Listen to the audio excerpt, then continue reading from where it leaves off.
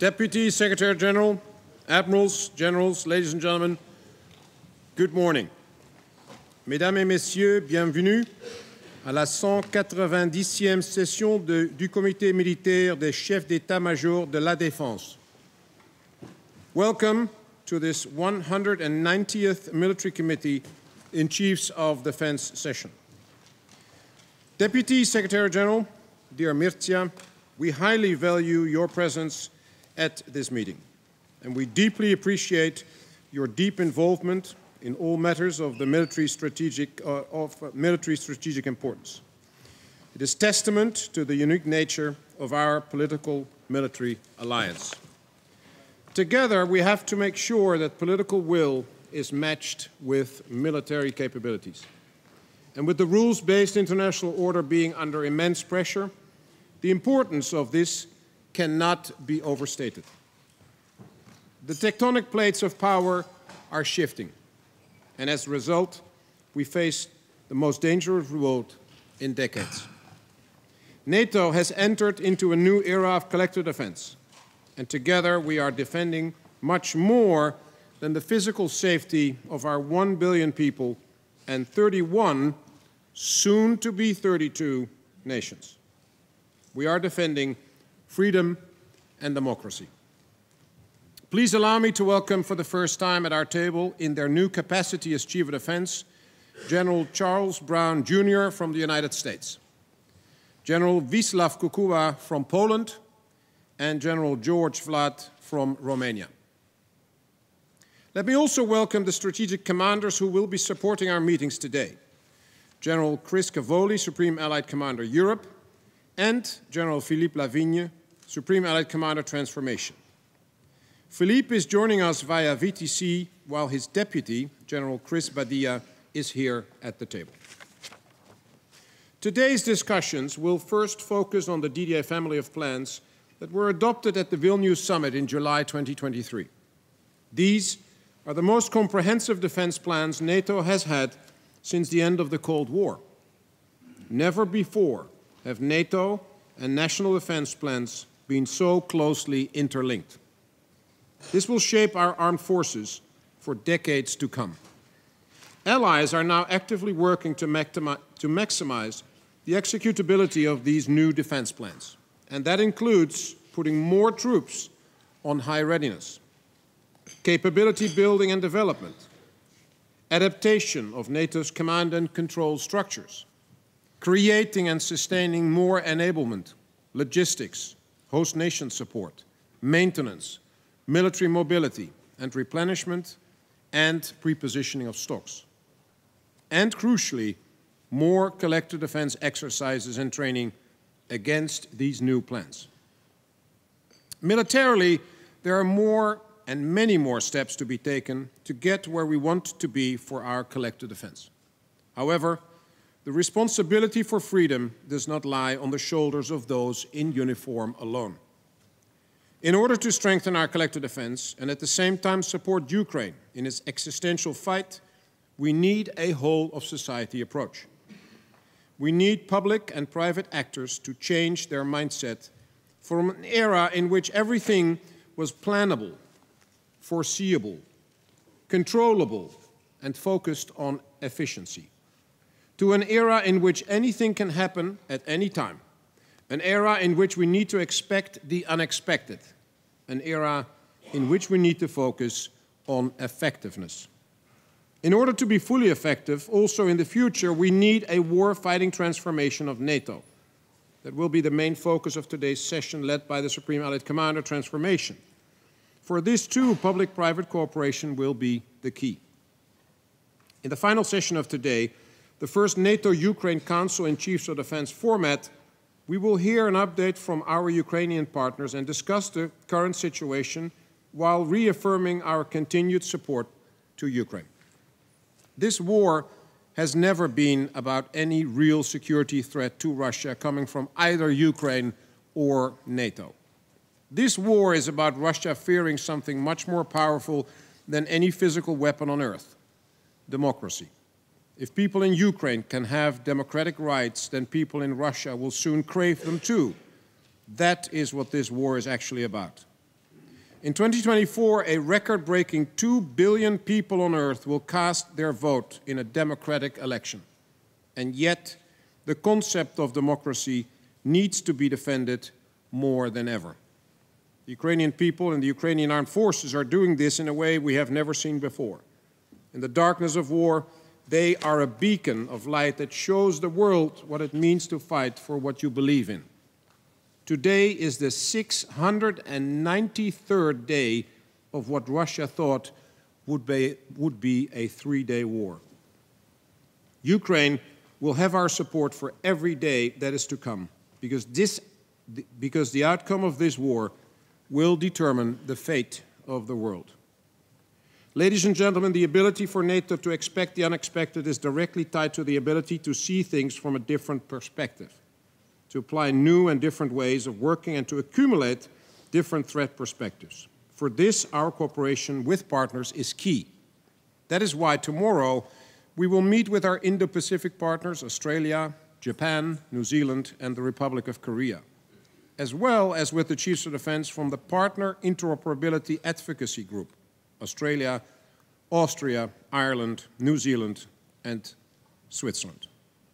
And finally, we will have a session with our Secretary General, Mr. Jens Stoltenberg, to discuss the current political objectives and guidance ahead of the Defense Ministerial in February and the Washington Summit in July. And with that, Mr. Deputy Secretary General, I kindly invite you to provide your opening remarks. Thank you so much, Admiral Bauer. Dear Rob, thank you for your leadership, your superb leadership, and your friendship. Sakir, Sakti, Admiral Generals, ladies and gentlemen, it is my distinct pleasure to address you today. Ravi d'être avec vous. This year will mark NATO's 75th anniversary. Throughout those years, few have done more to ensure the security of our alliance than you and all your predecessors. So I want to start by thanking you all for the incredible work that you and your men and women in uniform have done, are doing, and will continue to be doing for our security, for our nations, and indeed, CMC, for our democracy. Today, we face many serious challenges: war, terrorism, instability. Authoritarian states threaten our values. We need a strong NATO more than ever. And a strong NATO is what we have. Over the last decade, our alliance has undergone the biggest transformation since the Cold War. Thanks in large part to the people in this very room, NATO now has the most robust defense plans in place since the Cold War to deter any enemy and to defend every inch of our territory. With more troops at a high state of readiness, greater capabilities, more effective command and control, all put to the test with regular, extensive exercises. Of course, all of this costs money, time, and energy. And at last year's NATO summit in Vilnius, our leaders agreed a new defense spending target of at least 2% of GDP. And you'll hear from our Secretary General tomorrow that we are heartened that more and more of the allies are reaching and aiming to reach this important milestone. The fact that they agreed to do so underlines the seriousness of the challenges we face and the importance we all attach to NATO and to our national and collective security.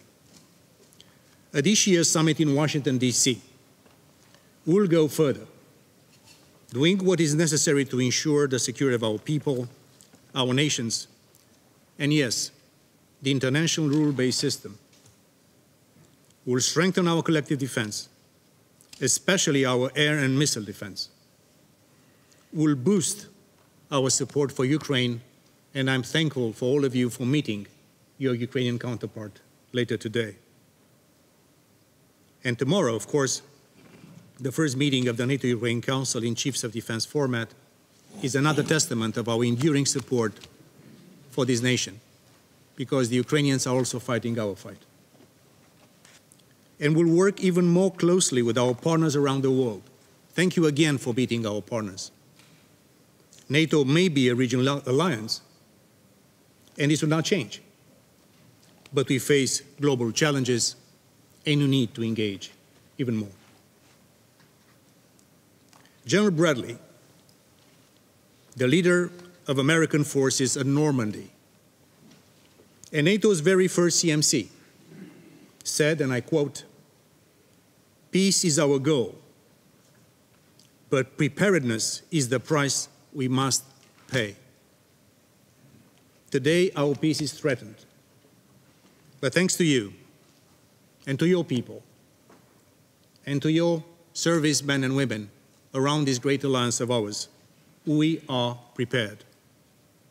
As we continue forward, I count on your dedication, your expertise, and your leadership. Thank you all. It's a privilege for me and tomorrow for our Secretary General to be together with you, the leaders of the greatest and most successful alliance in history. 35 years is just the beginning of our great journey together. Thank you all. A privilege for me to be with all of you today. Deputy Secretary General, dear Mircea, thank you very much for your inspiring words. It's an honor to have you at our table. And your message is perhaps best summarized in the age-old saying, if you want peace, prepare for war. Maximizing our preparedness and our deterrence helps to minimize the chance of a conflict ever arising. It is our sacred task to support and enable the work of the enormous band of brothers and sisters in uniform who defend our great alliance. Now let us recognize their service and sacrifice, for they are defending the democratic values and the rule of law that form the fabric of our societies. Together, more than 3 million servicemen and women uphold NATO's defensive shield. On behalf of the Military Committee, I want to express our deep gratitude and respect for their courage, their professionalism, and their dedication. Our thoughts are especially with the loved ones of those men and women who have paid the ultimate price for our freedom, and with all those who are dealing with the physical and mental effects of their time in service. Please stand with me as we honor their sacrifice.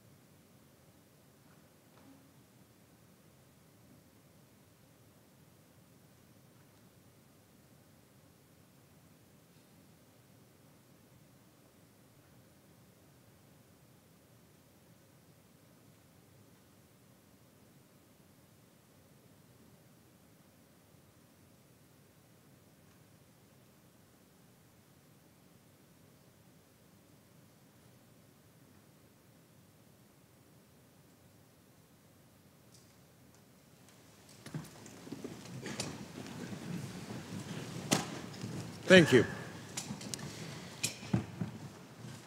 At the end of our committee sessions tomorrow, Secure DSecT and I will brief the media on the outcomes of our discussions and then answer questions. I do want to thank the media personnel who have joined us to cover this important event. You play an important role in telling NATO's story, and we appreciate your presence. I kindly ask the media now to depart.